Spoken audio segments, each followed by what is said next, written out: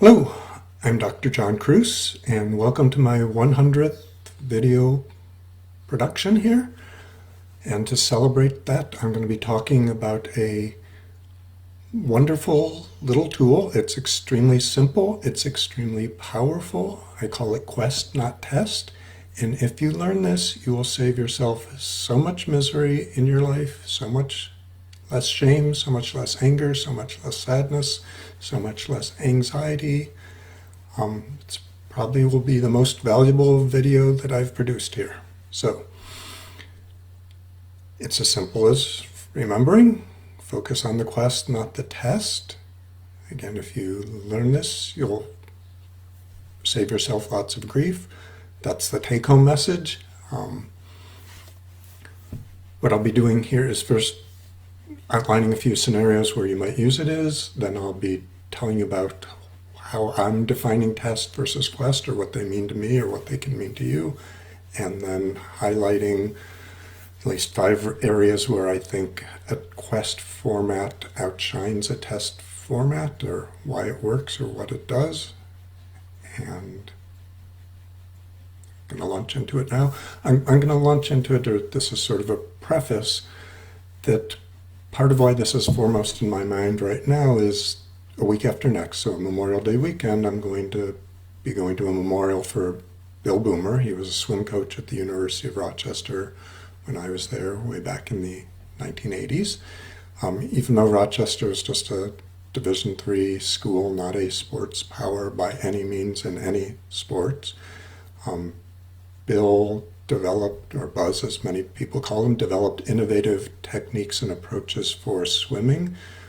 So he had an online memorial about a month or so ago.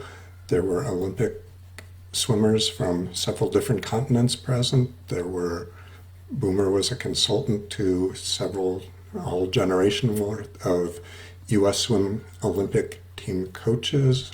He was a consultant to many of the most powerful college swimming programs in the country. He's sort of credited with revising or helping us relook at ways to swim faster.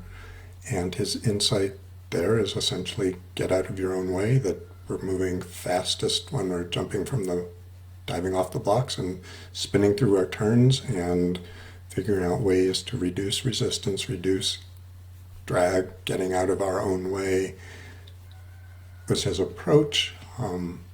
And not just helping people swim faster, his insights have led to more powerful, helpful ways for drown-proofing programs, so teaching non-swimmers how to protect themselves should they be in the water. So his impact has been big, and he didn't specifically use the quest, not test framing, but I did talk about this with him in the last months of his life. And it just resonated with how he lived his life. So one of the speakers at his memorial said that when situations arose that other people would see as problems, Buzz saw them as challenges, and not just that he put a positive spin on them, but that he made them into something productive. So again, his framework was not to make it into a test or an evaluation, but turn it into, what is my goal? How can I move forward towards that? And that's the essence of quest, not test. And by also bringing it up as this is a guy who was a competitive athlete himself, not in swimming, but in other sports in his younger days, and again, who helped teach swimmers at an Olympic caliber and helped teach coaches who are coaching other swimmers to perform at their best. So this is not just a stoical, nothing matters type approach. This is, again, how to live more life more fully, get more aligned with your goals, and not be bogged down by things we don't need to be bogged down by. So few situations or scenarios where this approach might be helpful, and life will give you dozens of them every day. But a really common one is making some minor mistakes. And unless, as I say, you're one of the 7 perfect people on this planet, you're going to make mistakes. So say you made a coding error for your project at work. Say you tried to ask someone out, or you did it ineptly, or you spilled food on yourself in the cafeteria and are mortified that that's going to shape how everyone sees you for the rest of your life. So you feel like you made a mistake. If you made a mistake, that means you failed. That means you're a failure. Your whole life's a failure. Everything's horrible. Nothing's good ever going to come of it.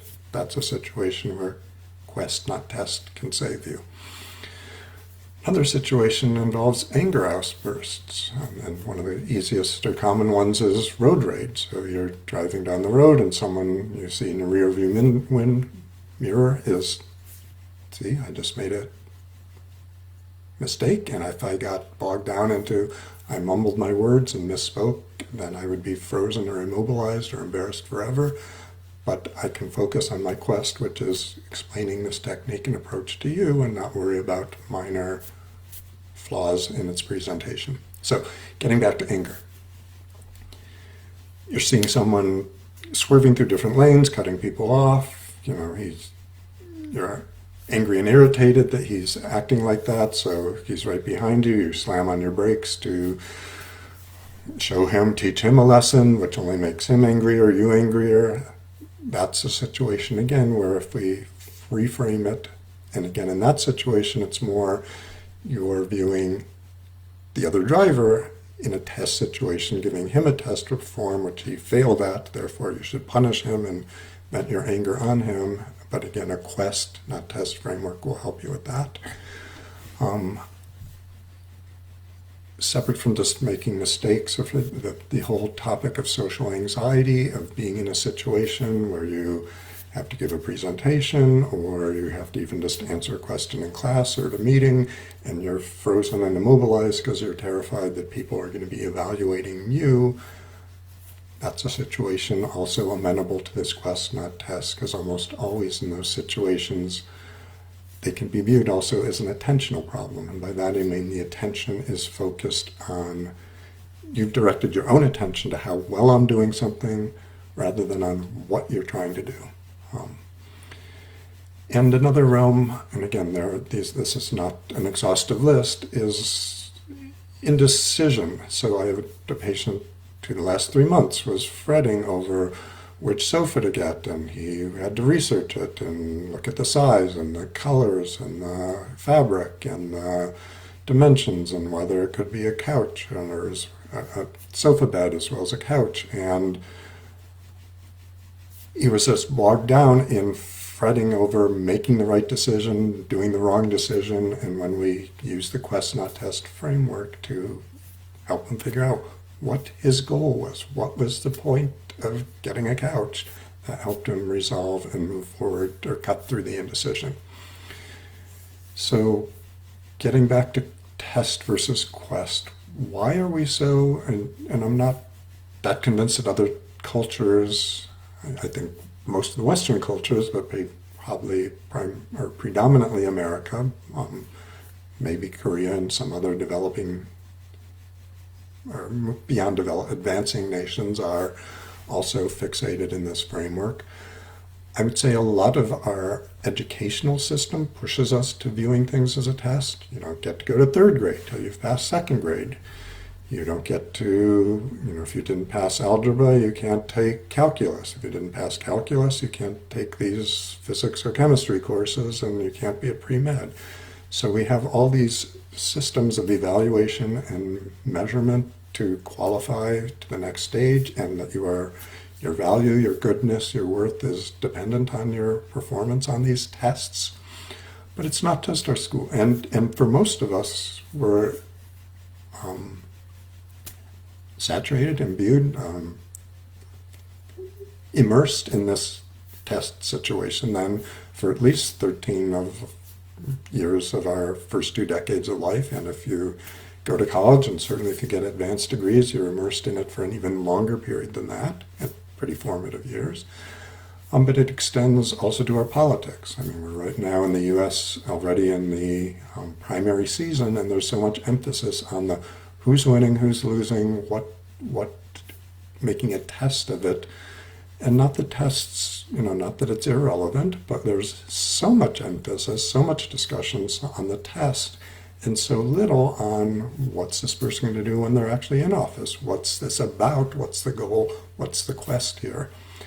And similarly, another huge aspect of sort of our attention and our focus or our entertainment is in the sports realm. And there, again, we have so much of a test framework. Who got the most home runs? Who's won? We're in the middle of the NBA championships right now, and in a few weeks we will know who won, who is the best team in the league. And the team that comes in second, so second out of 30 whole teams, and arguably, I think most would, this is the most competitive, high-quality basketball league on the planet. The second place team is going to be thought of as the losers for the next year, even though they were better than 28 other teams. Again, the true aficionados aren't just going to remember the scores, aren't just going to remember the ranking, aren't just going to remember or focus on the test framework. They are thinking in a more quest way as to what were the beautiful plays, what were the innovative strategies, what were the standout performances. So I would again argue life is more about quests and tests, but we're imbued again in so many ways or trained to think that way. And even some of the self-help network and how to live your life better is very test-focused, not quest-focused. And I'm going to pick on it because it's right in front of my face right now. One of the management tools was to develop SMART goals, S-M-A-R-T. So you want goals that are specific, measurable, achievable, relevant, time-bound, S-M-A-R-T. All of those are feeding into a test framework, and I'm not saying that in certain situations that's not helpful or may boost productivity, but I'd say it's not particularly helpful for life satisfaction or for avoiding shame, anxiety, misery, sadness, anger. And not that those can be completely avoided in life. So some more key differentiating aspects between, or why I think quest serves you better than test. One is, if you're using a test, almost certainly you're adopting other people's tests. So you are imposing on yourself as an adult, you're using what is a success in your life or what you actually should be doing, just even the ball game you're playing in, the framework you're playing in, is being defined by others. But wait a minute, this is your life. You get to define what success is. You get to define what's fulfilling for you. You get to define what's meaningful for you. You get to define what you want to be doing. So not only, as a kid, you don't have much autonomy. You don't get to decide where you're going to live, what you're going to be doing, a whole bunch of other things. So a test framework may make more sense there, or complying with the test framework others impose upon you has some value. And closely tied to what the actual tasks are, which again are often derived from others, even though we may internalize them ourselves.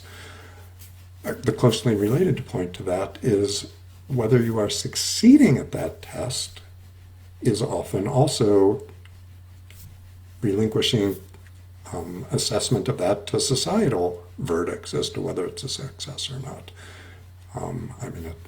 My daughters are just finished their freshman year of college, but that's a good area where success is considered one of the big name, high-powered schools rather than much thought into whether is that a good fit for you? Is that really going to help you move towards the type of person you want to be, both in your social relationships and your career trajectory, or your life outside of your career? So again, focusing on tests relinquishes control to others in terms of what you should be doing, gives others the decision-making over whether you've succeeded or not. And again, in your life, I would argue you get to decide, nobody else, whether what you've done is a success or not. So the third quest test difference that why quests are better, and that's a poor overgeneralization, is that a test is a permanent, time-ended, time-defined, limited thing. So at the end of it, you've either passed or failed. If you got an F on that report card or failed to turn in that piece of code on time, you have a blot on your career forever or on your trajectory. I do have patients who are, obsessed about, in sixth grade, the girl who turned them down, that's viewed as a failure or black mark that is forever on your life list if you're going to view it in a test framework. Whereas, again, if you view it as a quest, the quest is more about what are you trying to do? Are you trying to build strong relationships? Are you trying to build a meaningful relationship? If you view it as a quest, then that mark is one piece of information on the trajectory. It's not the whole and the sum of it. And even if you have a good grade or good mark, that can also limit you or permanently brand you rather than just be one piece of the accumulated knowledge about you. So I would argue our lives are always about the accumulation of things that happen to us and we create in our existence, not just one event making you fail or making you succeed. Fourth point, getting to fail or succeed, is with a test, you either fail or succeed. That's what a test is about. And again, there's certain situations that can be helpful or useful, but through most of life, it's not. And I would argue with almost no quest can you fail if you're still alive. You may be blocked, you may be stymied, you may not be able to go forward in the direction you thought, you may not achieve it in the time frame you finished at it, but if you hold on to what is it that I'm striving for, and you may even reevaluate it in the face of a test that didn't turn out well. But I would argue if you can keep track of your quest, that's part of what keeps you going and helps people achieve monumental and wondrous things. So when I talk about this point, I often think of, and there's dozens of examples, but the one I think of is Nelson Mandela. He started working his career as a civil rights lawyer and gets thrown in a notorious island prison, Robben Island, and you would think if he's viewing it as a test, he's failed, he's locked up. He can't advocate for his cause, he can't create positive change in South African society or world society. He's blocked, he's lost, that test is over. But he viewed what he was doing as a much bigger cause, and yes, he was thwarted in the channels he could keep achieving it at that point, but he kept working at it and he kept remembering what his overall quest was. That's what kept him going. That's what helped him endure in such horrible conditions for such a long time. And getting to the downside, I would say he advanced his cause. I would say most of the time we don't achieve our quests. Those are ongoing goals or superarching, where the journey is more important than the destination.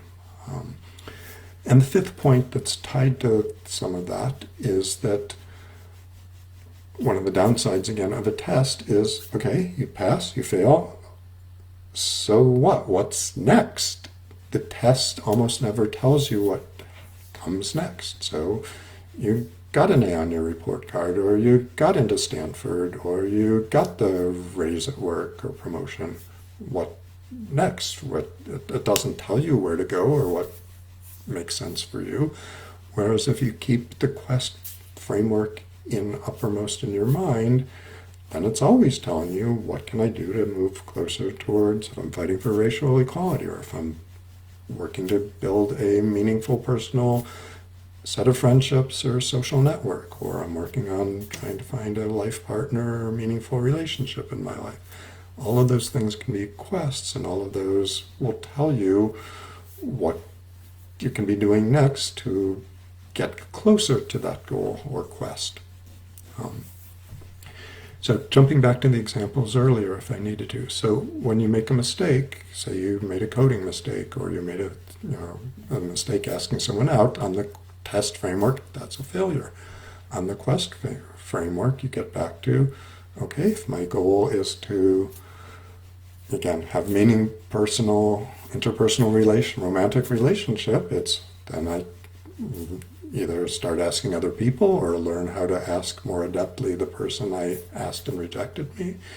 If the code writing, if your overall quest is having a job that is remunerative enough to let you live in its area, it's unlikely that one coding failure is going to jeopardize that. It helps you move beyond the minor rejection, the minor lack of success on one point, and keep in mind, what am I striving for? How can I stay on track or get back on track with that bigger thing? With the road rage, if you, again, viewed that person as failing the test of driving well, I would argue your quest, at least one of your quests at that point is, my quest is to get to my destination safely. Can I be in charge of that? Not entirely. There are road conditions, there are other drivers, there is machine failure, other things that could thwart it. But largely that's much more under your control than over whether some other driver drives well. And again, in social anxiety situations, rather than viewing it as a test, they're evaluating whether they see I'm blushing, they see that I stuttered in my answer. If you get back to, what am I trying to achieve?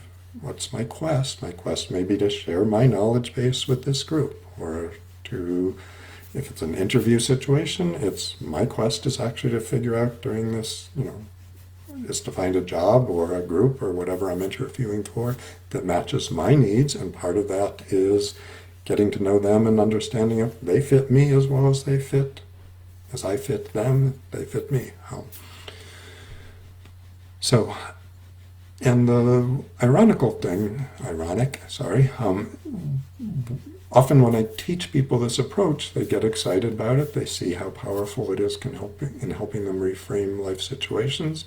And then they'll come back a few weeks later and say, I was doing pretty good, but this other specific situation came up and I forgot to use it. And then I spiraled down into shame and feeling of failure. And then I even failed at using the quest, not test. And again, they're viewing using quest, not test as a test. And again, this is a quest. This is a life tool. You're not going to be graded on whether you adeptly used it instantly in every situation. It's, if you're aware now that you were viewing that as a test, the question is, how can you reframe it and rethink about what the quest you're on in that situation is and how to do it.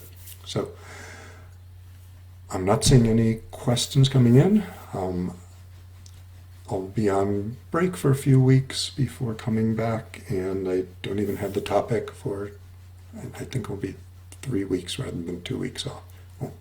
So have a healthy, happy Memorial Day, and